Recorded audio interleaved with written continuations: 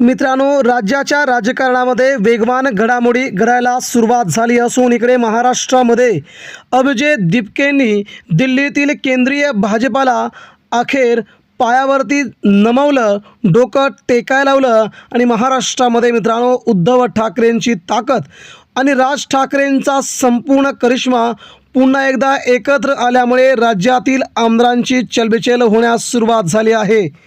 अनेक मंत्री, आमदार आणि खासदार यांनी आपल्या डोक्यावरती दगड मारून घेतला आहे आणि पायावरती कुऱ्हाड मारून घेतली। अशा प्रकारची अवस्था या बंडखोर आणि गद्दार आमदारांची झाल्याचं त्यांच्याच तोंडातून आता शब्द बाहेर पडू लागलेत।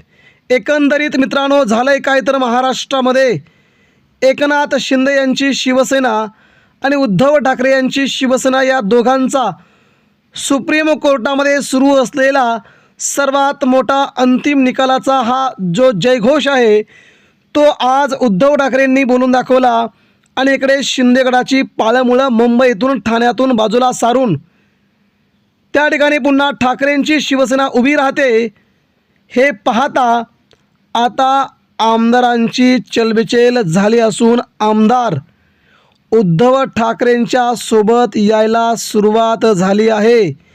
हीच महाराष्ट्रातील, मुंबईतील, देशातील सगळ्यात मोठी बातमी म्हणावी लागेल। देश पातळीवरती उद्धव ठाकरे यांच्या शिवसेनेने ज्या प्रकारे मित्रांनो करिश्मा केला होता गेल्या तरुणांच्या आंदोलनामध्ये, झेंझेंच्या आंदोलनामध्ये, आणि केंद्र सरकार अवघ्या काही दिवसात आता कोसळणार असून उद्धव ठाकरेंनी आमदारांच्या, जिल्हा प्रमुखांच्या, जिल्हा संपर्क प्रमुखांच्या ज्या मीटिंग्स घेतल्या त्या मीटिंग्समध्ये 2029ची तयारी आत्ताच करा असे स्पष्ट आदेश दिले आणि शिंदेगडातील आमदार उद्धव ठाकरेंच्या संपर्कात येण्यास सुरुवात झाली।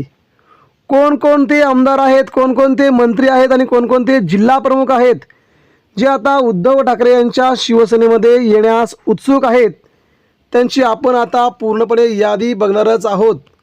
म्हणजे महाराष्ट्रामध्ये त्या नामदारांची नावं ज्यांना आता एकनाथ शिंदे नको आहेत, ज्यांना आता उद्धव ठाकरे हवेत, ज्यांना आता गद्दारी नको आहे तर निष्ठा हवी आहे, ज्यांना सत्ता नसली तरी चालेल मात्र स्वतःचा स्वाभिमान गहाण ठेवला जाणार नाही अशा प्रकारची त्यांची रणनीती आहे।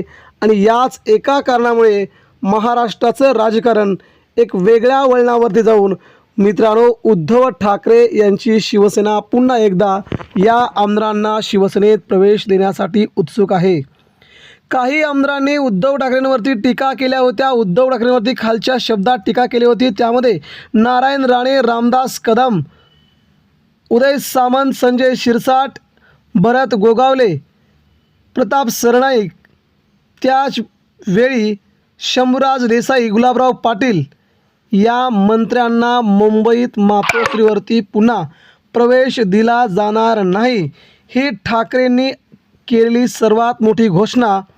आणि ती घोषणा ऐकल्याच्या नंतर ज्या काही मोजक्या आमदारांना तुम्हाला मंत्रिपद देतो, तुम्ही इकडे प्रवेश करा किंवा बंडखोरी करा किंवा गद्दारी करा अशा प्रकारची आमिषं दाखवली होती, त्या आमदारांनी मात्र आता यांना विरोध केल्यामुळे आपली नवीन टीम तयार करत त्या सगळ्यांनाच आता उद्धव ठाकरेंच्या शिवसेनेचे वेध लागले आहेत आणि उद्धव ठाकरे यांच्या शिवसेनेत प्रवेश करण्यासाठी ही अख्खी टीम आता सरसावली आहे।